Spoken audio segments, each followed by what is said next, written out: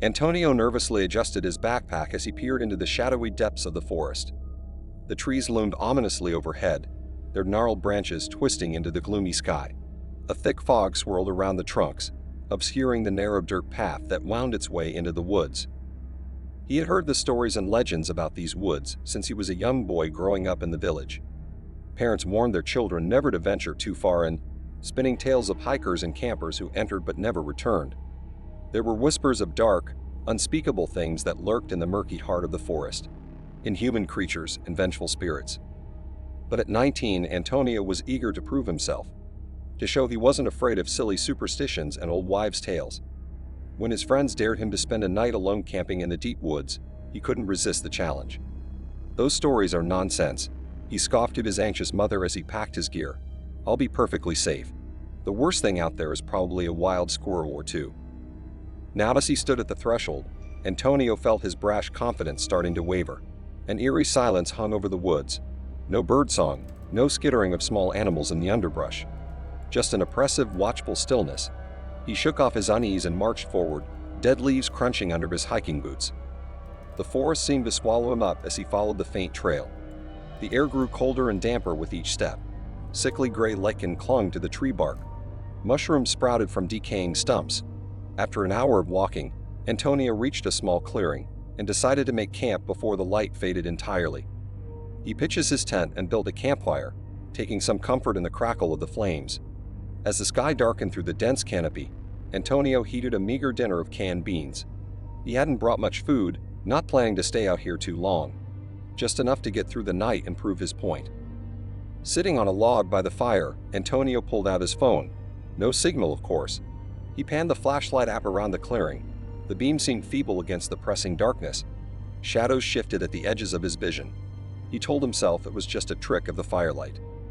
Uneasiness crept over him again, raising the hairs on the back of his neck. He couldn't shake the sensation of being watched, stalked, hunted. Something out there in the night, looking back at him from the impenetrable black. Antonio tossed another log on the fire, setting up a shower of embers. The sharp snap of a branch in the distance made him jump. He peered into the woods but saw only darkness. Drawing a deep breath, he tried to calm his nerves. This was stupid. He was letting those ridiculous stories get to him. There was nothing out there. He was alone. Then the noises began. A low moan drifted between the trees, rising and falling like a mournful dirge.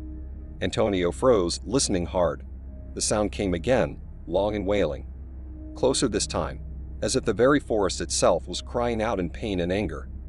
Antonio leaped to his feet, adrenaline flooding his system. That was no animal sound. And it definitely wasn't the wind. Something was out there, something that shouldn't be. He lunged for his tent, fumbling with the zipper on his backpack to grab the hunting knife he had brought. As his fingers closed around the hilt, a figure emerged from the trees. Antonio recoiled in horror and revulsion. It was vaguely humanoid, but wrong twisted. Limbs too long and thin, bending at unnatural angles. Mottled gray skin that looked clammy and rotten. Sunken holes where eyes should be. A yawning abyss of a mouth lined with jagged teeth. The creature shuffled forward, leaves writhing beneath its misshapen feet. Antonio brandished the knife with a shaking hand. The thing jerked its head and let out that awful keening moan. Paralyzed with fear, Antonio could only watch as it advanced. As the creature drew closer, Antonio's survival instincts kicked in. He slashed wildly with the knife, catching the thing across its chest. It let out a shrill screech, black ichor oozing from the wound. The creature lashed out with a spindly arm, knocking Antonio off his feet. The knife flew from his grip, disappearing into the undergrowth. Winded and disoriented, Antonio scrambled backwards as the creature loomed over him.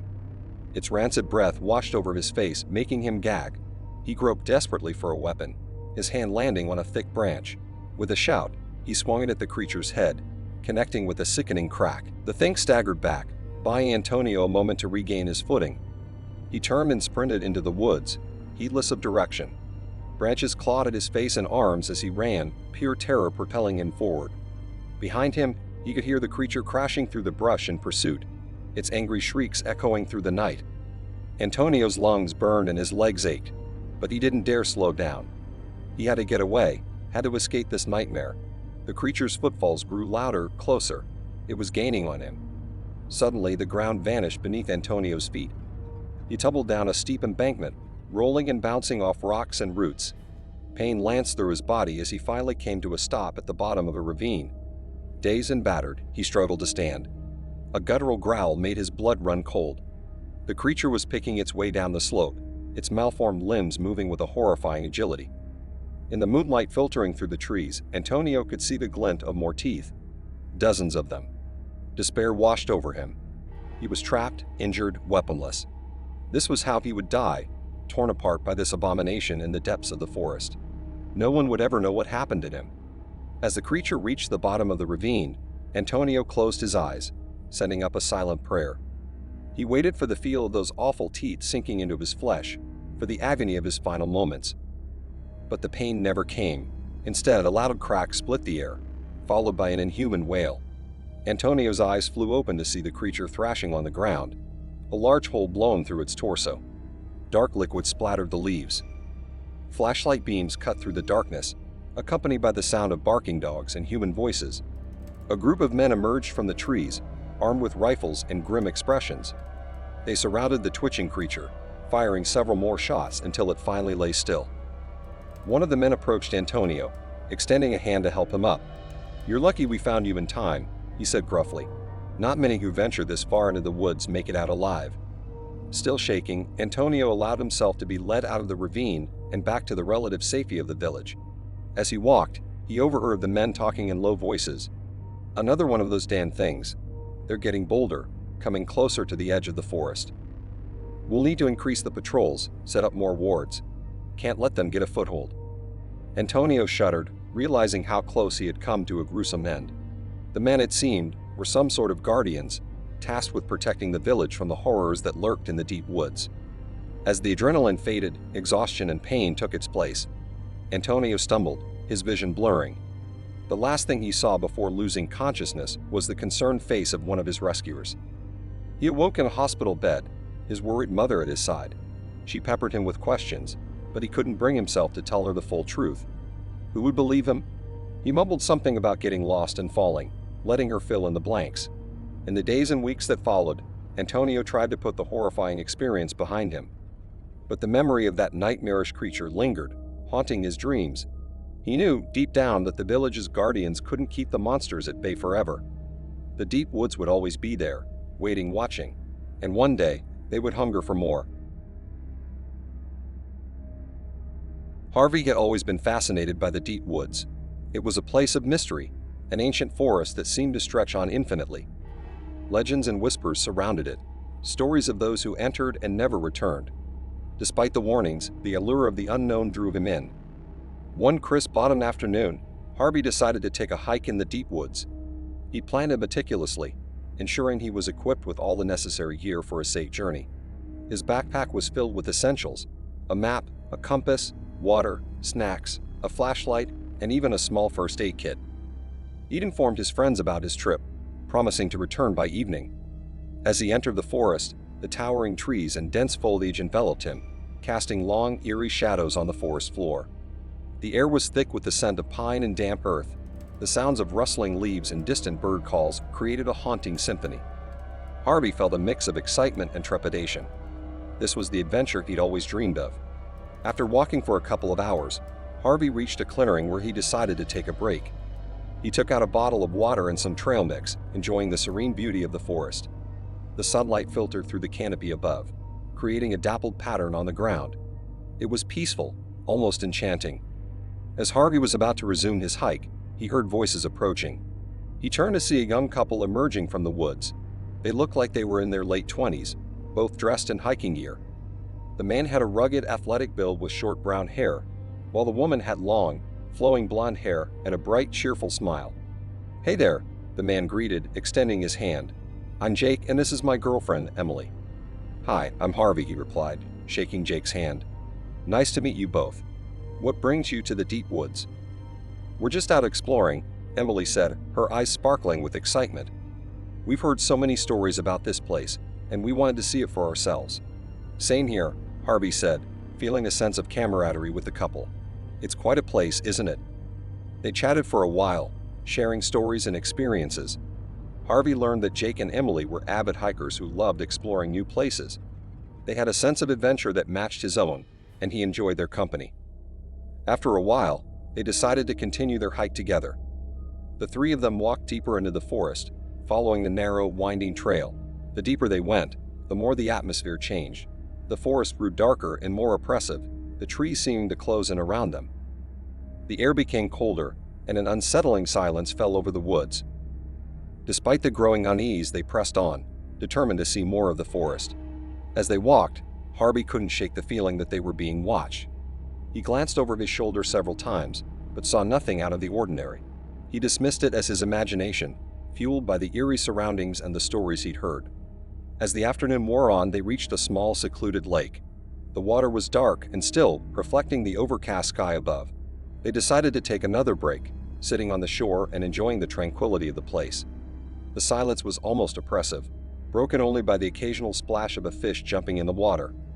Suddenly, Emily gasped. "Did you see that?" she whispered, pointing across the lake. Harvey and Jake followed her gaze, but saw nothing. "What did you see?" Jake asked, his voice tense. "I thought I saw someone standing there, on the other side of the lake," Emily said, her voice trembling. "But now they're gone." Harvey felt a chill run down his spine. "Maybe it was just a trick of the light," he said, trying to sound reassuring. "This place can play tricks on your mind." Emily nodded, but she didn't look convinced. They decided to move on, the sense of unease growing stronger with each step. As they walked, the forest seemed to close in around them, the trees looming like silent sentinels. The path became more difficult to follow, overgrown with thick underbrush and twisted roots. Harvey's sense of direction began to falter. He checked his map and compass, but the dense forest made it difficult to get his bearings. He noticed that Jake and Emily were also showing signs of anxiety.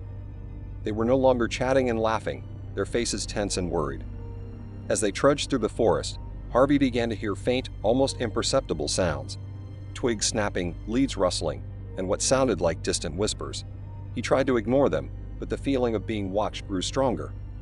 The whispers grew louder and more distinct, sometimes sounding like incoherent mumbling, and other times like distant laughter. The forest seemed to pulse with a sinister energy, and Harvey's instinct screamed at him to turn back, but they were deep in now, and the way out was uncertain. "Do you hear that?"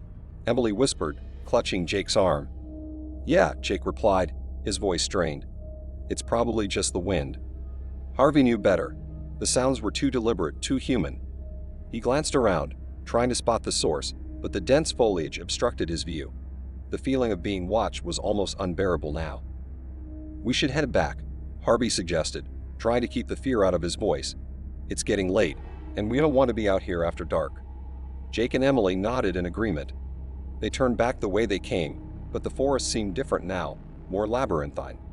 The path they had followed was no longer clear, and every direction looked the same. Panic began to set in. Harvey checked his compass again, but the needle spun uselessly. "This can't be happening," he muttered, trying to stay calm. "Harvey, over here," Jake called out.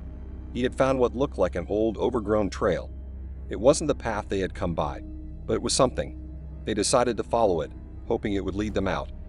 As they moved along the trail, the whispers turned into faint voices, echoing through the trees.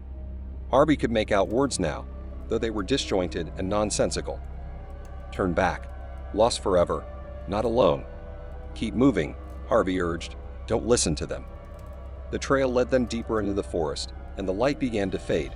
The shadows grew longer, and the temperature dropped. Harvey's flashlight provided some comfort, but its beam seemed to be swallowed by the darkness. Suddenly, they came upon an old, dilapidated cabin. It looked abandoned, its windows shattered and the door hanging off its hinges. "We can take shelter here," Jake suggested. "At least until we figure out where we are." Reluctantly, they agreed. The cabin was better than being out in the open, exposed to whatever was lurking in the woods. They stepped inside, the floorboards creaking under their weight. The interior was dark and musty, filled with broken furniture and debris. Harvey shone his flashlight around, revealing strange symbols carved into the walls. "What is this place?" Emily whispered, her voice trembling. "I don't know," Harvey replied, "but we should stay together and keep watch. We'll figure out our next move in the morning." They settled in, trying to make themselves comfortable on the dirty floor. The whispers outside grew louder, more insistent. Harvey felt a deep sense of dread, as if the forest itself was alive and malevolent. Hours passed, and Harvey struggled to stay awake. The whispers seemed to seep into his mind, and he fought to keep his thoughts clear. Suddenly, there was a loud crash. The door had been flung open, and a figure stood silhouetted against the darkness. Harvey's heart raced as the figure stepped inside. It was a man, tall and gaunt, with wild eyes and a manic grin. He held a large hunting knife, the blade glinting in the flashlight's beam. "Who are you?" Jake demanded, stepping in front of Emily protectively. The man laughed, a chilling sound that echoed through the cabin. "Welcome to my woods," he said, his voice dripping with malice. "I've been watching you." Harvey's blood ran cold. This was the maniac the legend spoke of, the one who hunted those who dared to enter the deep woods. "We don't want any trouble," Harvey said, trying to reason with him. "We'll leave, just let us go." The maniac's grin widened. "Oh, but the forest doesn't let anyone leave. You're mine now." Without warning, he lunged at them, the knife slashing through the air. Harvey grabbed a broken chair leg and swung it at the maniac, knocking him back. "Run," he shouted to Jake and Emily. They bolted out of the cabin, plunging into the darkness of the forest. Harvey followed, his heart pounding. The maniac's laughter echoed behind them, and he could hear the sound of them giving chase. They ran blindly through the woods, branches whipping at their faces. Harvey could barely see, but he pushed on, driven by sheer terror. The whispers were deafening now, a cacophony of voices urging them to give up.